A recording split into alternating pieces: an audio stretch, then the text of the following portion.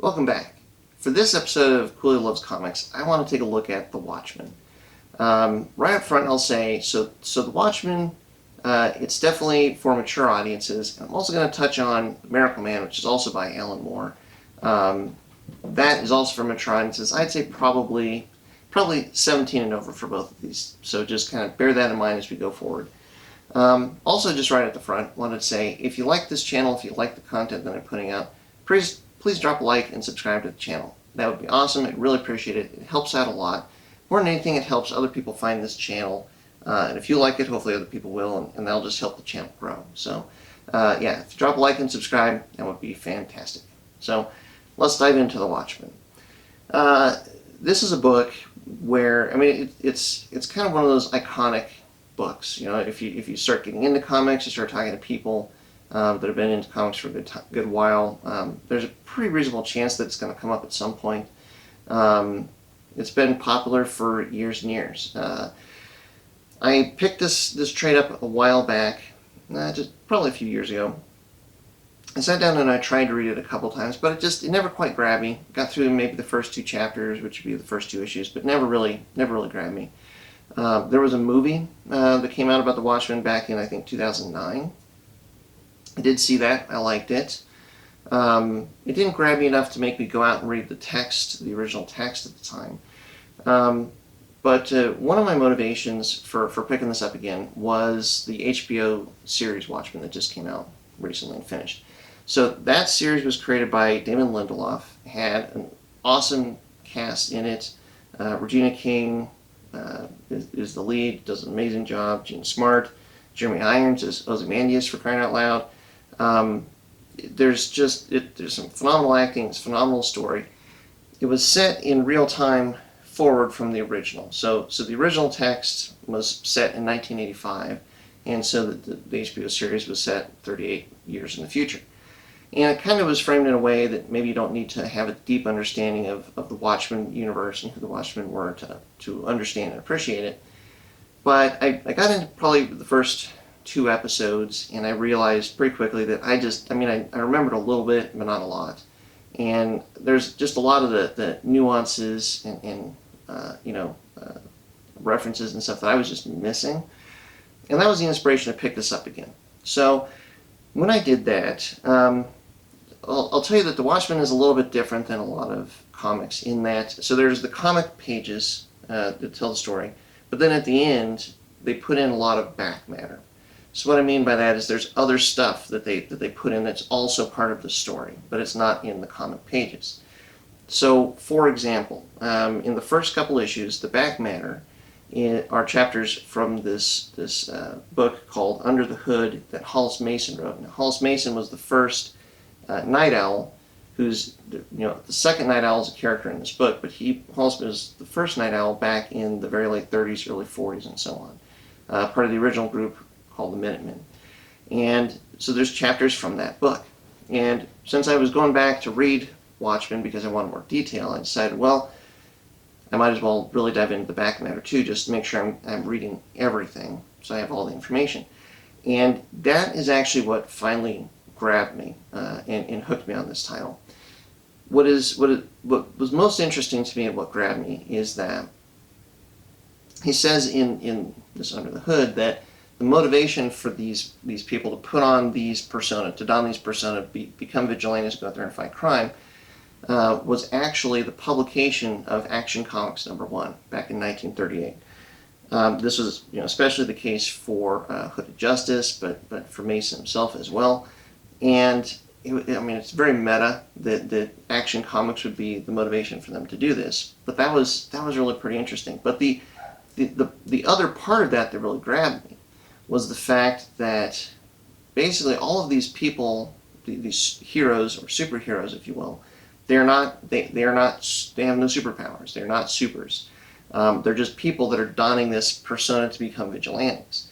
And that kind of put most all the characters in Watchmen in a different light for me. And the exception, of course, if you know or are familiar with Watchmen all, is Dr. Manhattan.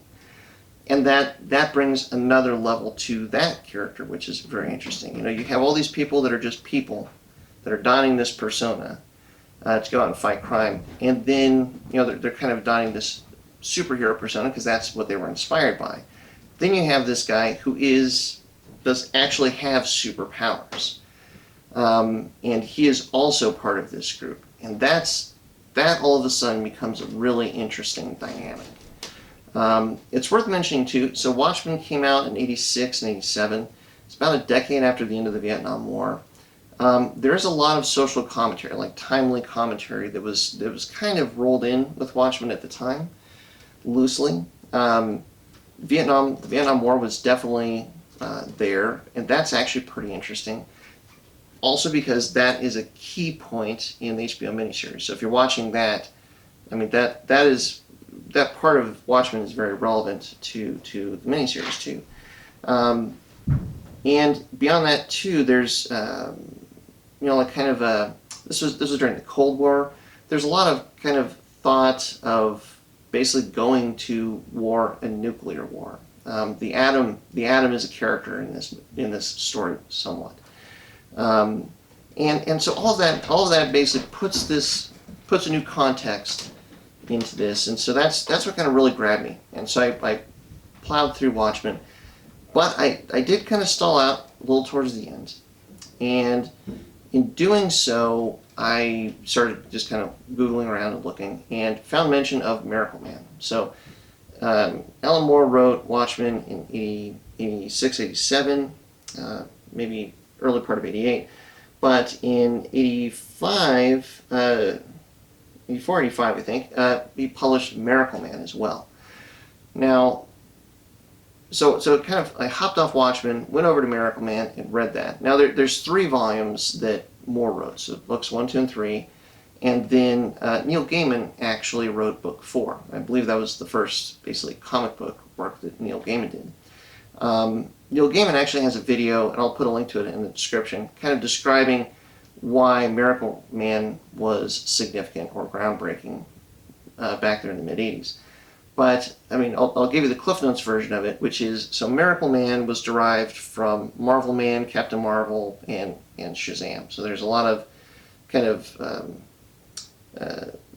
old history to the character. But the key piece of it is that, effectively, you have this guy that has this word that he speaks, and then all of a sudden he gains all of these significant powers. And that's Miracle Man. But what Alan Moore did with the character is he turned that on its head in a really interesting way. And so as I had hopped off of Watchmen and onto Miracle Man, I started reading. Definitely in the beginning, kind of this tie to reality, or bringing a realistic perspective on superheroes, is interesting. Also in Miracle Man, like Dr. Manhattan in The Watchmen, you have basically one person that has significant power, let's call it godlike powers, say, but nobody else really around him that has something like that. And in reading Miracle Man, and then hopping back and finishing Watchmen, it really was a real interesting juxtaposition between Miracle Man and Dr. Manhattan. There were some similar themes there. And then I've since gone on to read books 2 and 3 from Miracle Man. And I'll say book 2 goes off the rails a little bit. That tie to reality is broken. They bring in aliens. It gets a little bit weird, a little bit cosmic. For book 3, they kind of do a flashback, basically to book 1. It felt kind of like they were going to start over. It was set, far in the future, or a little bit in the future.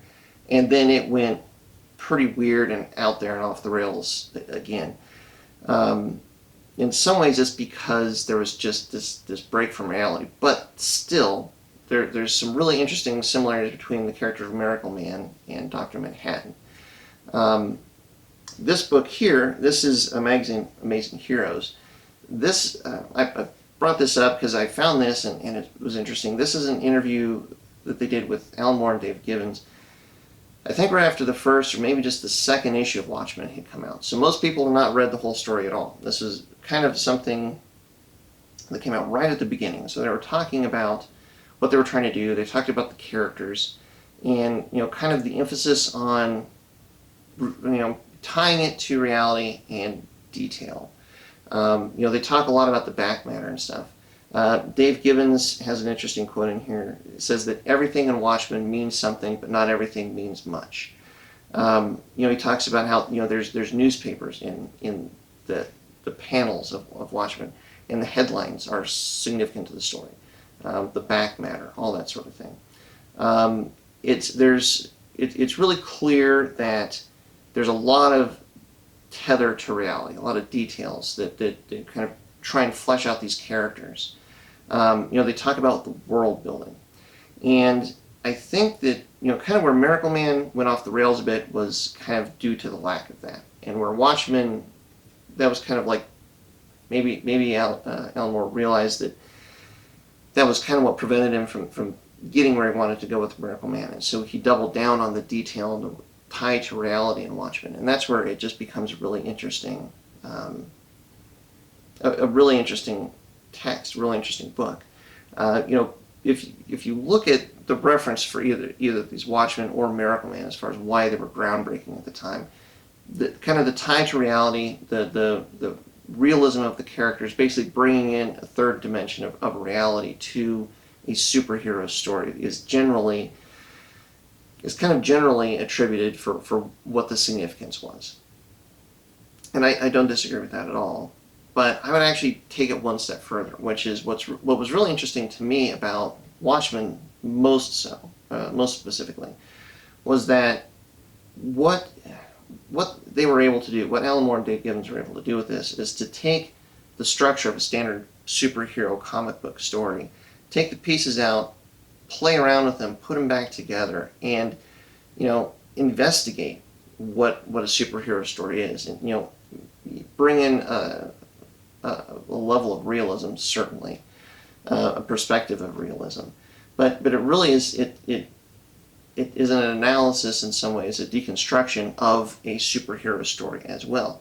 But what's interesting about The Watchmen is that is done in the structure of a comic book. It is done in the structure with superhero characters still, and with a story that is also brilliant and engaging in and of itself. I told you that I kind of stalled out on this book towards the end. What I realized was it's for me, that was because I was not engaging with this book the way that I normally would. Usually, when you read a comic book that has a superhero in it, they have these fantastic abilities. There's this level of coolness that is the attraction to the character, that whatever they can do, how they act, whatever, like with certain characters, that's what grabs you and what holds you to the character. And I just really wasn't feeling any of that for the characters in the story. But I kind of would argue, or I would guess, that I wasn't supposed to. I mean, that's kind of the angle there. They're taking a very realistic view of all of these characters, showing them warts and all, if you will. And it's kind of an exploration of, well, again, you have somebody that is donning a persona to become a vigilante. That is the majority of the people in this book. That is what they're doing. Why would they do that? They might not all do it for altruistic reasons. They might not all do it for wholesome reasons. And that's in part what they're exploring in this book.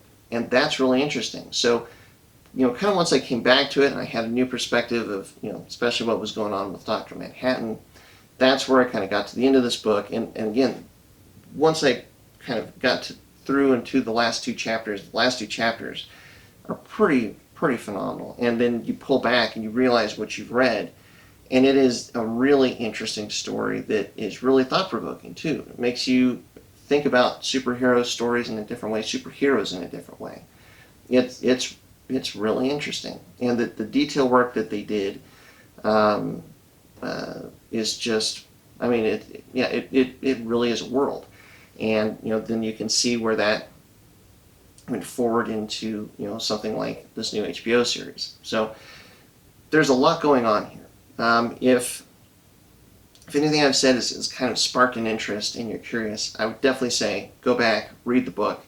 I've kind of given you some of the key points, but there's still a lot more in the back matter. I definitely recommend taking your time and going through the whole thing. It's a really interesting read. For the Miracle Man, I would say read book 1. If you want to check out book 2, maybe kind of read, like get kind of a sense of the direction it goes for book 2 and book 3, and make the call as far as whether you want to dive into it or not. But The Watchmen, now coming through it the way that I have, I mean, it's a really interesting book. So definitely worth reading. The last thing I'll say that's interesting, you might have heard, if you're watching this, you might have heard of Doomsday Clock. So The Watchmen was published by DC. They're in their own world. I mean, it was 12 issues. There's been a couple like offshoots that Alan Moore has not done. But they've always been self-contained. Well, for some reason, some inspiration, they decided to roll the Watchmen into the DC universe, into the DCU. And they did that with a 12-issue series called Doomsday Clock. And kind of getting through and now having the appreciation for Watchmen that I do, I'm now deadly curious to see how they do that. How do you take all of these characters, and then roll them into the DC universe, where now you have, instead of just having one real superhero with super abilities, how do you roll that into the DCU that's just, has a ton of different superheroes, and what does that do to each of those worlds and each of those heroes, and do they explore that aspect of it? Where do they go? I don't know. I did start picking it up when it came out. I think I've read the first issue, but again, I hadn't read The Watchmen at the time, so it just didn't grab me, and I didn't really know what was going on. So very curious to see how they worked all that out. So stay tuned. Probably in the next handful of episodes, that'll be one of the topics that we talk about next. So yeah, thanks very much for watching. Really appreciate it. Hopefully this was interesting. Hopefully now maybe you got a book that you want to go check out. In closing, I'll just say, if you can, head out there and support your local comic book shop. And until the next episode, I'm going to go read some comic books, and yeah, hopefully you do too.